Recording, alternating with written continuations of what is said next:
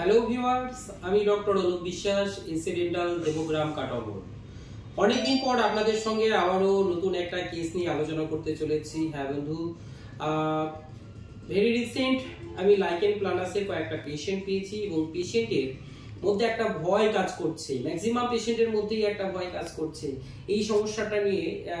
পেশেন্টের যেমন আমার ভেরি রিসেন্ট যে পেশেন্ট এসেছিল, পেশেন্টের নাম হচ্ছে ময়না বিবি, যাকে আমি আপনাদেরকে ভিডিওর মাধ্যমে দেখানোর চেষ্টা করব।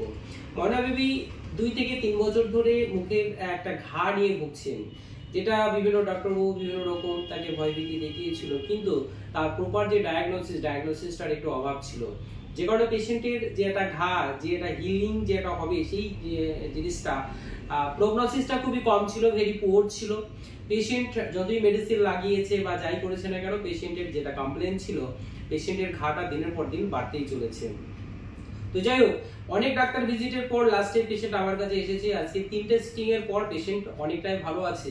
হ্যাঁ, আমি লাইকেন প্লানাস সম্পর্কে আপনাদের কাছে আলোচনা করছি। যাদের লাইকেন প্লানাসের যে সমস্ত পেশেন্টগুলো ভুগছেন বা মুখের কোনো ঘা বা ব্যথা নিয়ে ভুগছেন, তাদের একটু সুবিধা হবে এই ভিডিওটা দেখার পর যে এই ঘাটা কি ধরনের ঘা হতে পারে।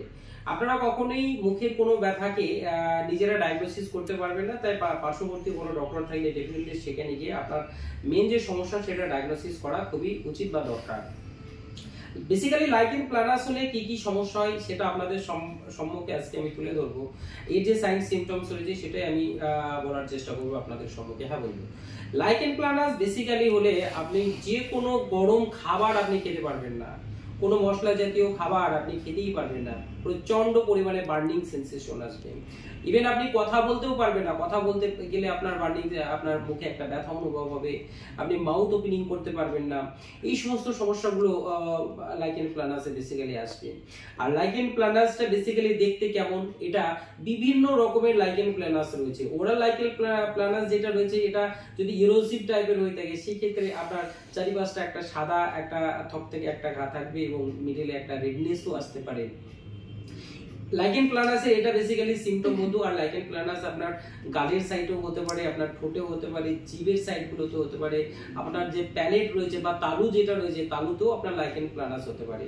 লাইকেন প্লানাস হলে বেসিক্যালি কি কি খাবার খেতে পারবেন না সেটা নিয়ে আমি আপনাদের সম্মুখে আলোচনা করার চেষ্টা করছি। হ্যাঁ বন্ধু, যদি লাইকেন প্লানাস যদি হয়ে থাকে বা মুখের যদি কোনো ব্যথা হয়ে থাকে, তাহলে আপনাদের সতর্ক থাকতে হবে। কোনো টোবাকো জাতীয় জিনিস আপনাকে ইউজ করা যাবে না, সুপারি ইউজ করা যাবে না, চুন মশলা ইউজ করা যাবে না, কোনো মৌরি বলুন বা কোনো জোয়ান বলুন না কেন, এই সমস্ত জিনিস একদমই আপনি ব্যবহার করতে পারবেন না।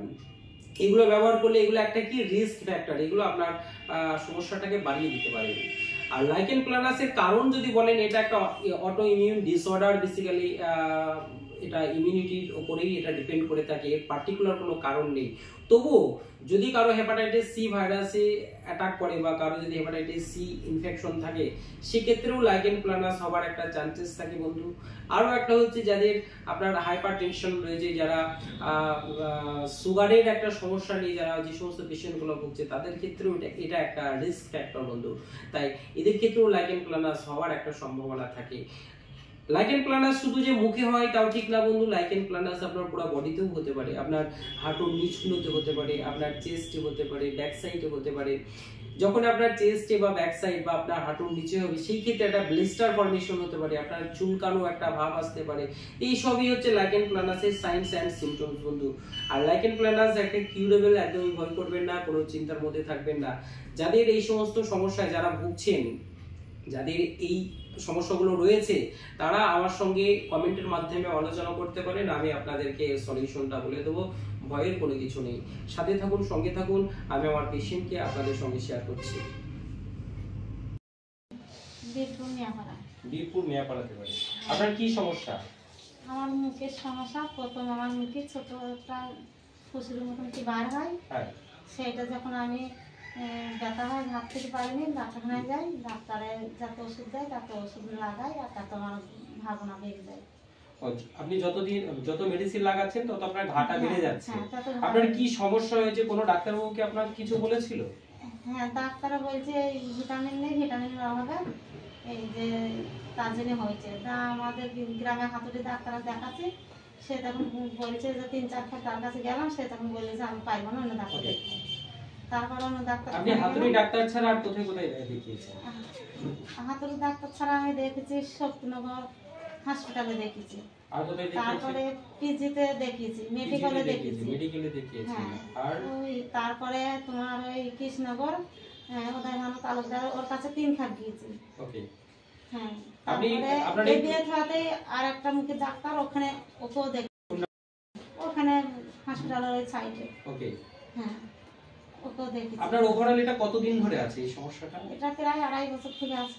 প্রায় 2.5-3 বছর ধরে আপনার সমস্যা? 2.5-3 বছর হবে, এটা আমি অনুমান বলছি। 2.5-3 বছর ধরে আপনার এত মানে এই মুখের এই যে জ্বালা পোড়া, খাওয়া দাওয়ার সমস্যা, এই যে মুখের যে ঘাগুলো, সেগুলো কি আপনার কমেছিল না কমেনি? না, যত ওষুধ না খাই তত বেশি হয়, যখন ব্যথার ওষুধ খাই তখন একটু হালকা কমে। আপনি আমার কাছে কতবার এসেছেন? তোমার কাছে আজকে নিয়ে 3 বার আসলাম। আজকে নিয়ে আমার কাছে 3 বার আসা হলো। হ্যাঁ হ্যাঁ। এই 3 বারে আপনার মুখের ব্যথার কোনো পরিবর্তন এসেছে? হ্যাঁ, এসেছে। এই 3 খাতার পর আসার পর এই দ্বিতীয় খাতা থেকে আমার প্রথম খাতায় পরিবর্তন আসেনি, দ্বিতীয় খাতা থেকে আমার পরিবর্তন এসেছে। এখন আপনি ভালো আছেন? এখন আমি ভালো আছি। হ্যাঁ বন্ধু, পেশেন্টের যেটা সমস্যা ছিল সেটা লাইকেন প্লানাস ছিল। লাইকেন প্লানাসের কারণে পেশেন্টের সমস্যা বার্নিং সেন্সেশন ছিল। অনেক সমস্যায় পেশেন্টের খাওয়া দাওয়া করতে গিয়ে সমস্যা হবে, তারপর আপনার কথা বলতে গিয়ে সমস্যা হবে, ব্রুডিং হতে হবে, অনেক সমস্যাই লাইকেন প্লানাস থেকে হয়ে থাকে। ওনার প্রপার ডায়াগনোসিসটা বিভিন্ন জায়গায় উনি দেখিয়েছিলেন, কিন্তু প্রপার ডায়াগনোসিসটা ছিল না, লাইকেন প্লানাসের উপরে কোনো মেডিসিন ছিল না। এটা যদিও একটা অটোইমিউন ডিসঅর্ডার এটা।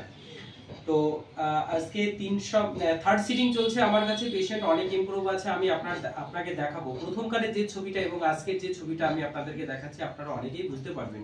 তবে লাইকেন প্লানাসের সমস্যা নিয়ে যারা ভুগছেন, বেশি ডিপ্রেশনে যাবেন না, কোনো চিন্তা করবেন না, ভয়ানক কোনো কিছু না, মেডিসিন দিলে পারে এটা ঠিক হয়ে যায়। নিশ্চিন্তে থাকুন, ভালো থাকুন, সুস্থ থাকুন। যারা এই সমস্ত সমস্যা, মুখের ব্যথা যন্ত্রণা, মুখের কোনো ঘা দীর্ঘদিন ধরে আছে, যারা সমস্যায় ভুগছেন, তারা আমাকে কমেন্টে জানাবেন। আমি চেষ্টা করব অনলাইনের মাধ্যমে আপনাদের সমস্যাটাকে সলভ করে দেওয়ার। অনেক অনেক ভালো থাকবেন। নেক্সট কোনো ভিডিওতে আমি এর মেডিসিন সম্পর্কে এবং কি খাবেন তার উপরে আলোচনা করব। এই যে ইমেজটা দেখছেন এটা প্রথমকার ইমেজ, আর এখন যে ইমেজটা আপনি দেখতে পাবেন এটা হচ্ছে 3 সপ্তাহ পরের ইমেজ। যাই হোক, ভিডিওটা ভালো লাগলে লাইক, কমেন্ট এবং শেয়ার করবেন। অনেক অনেক ধন্যবাদ।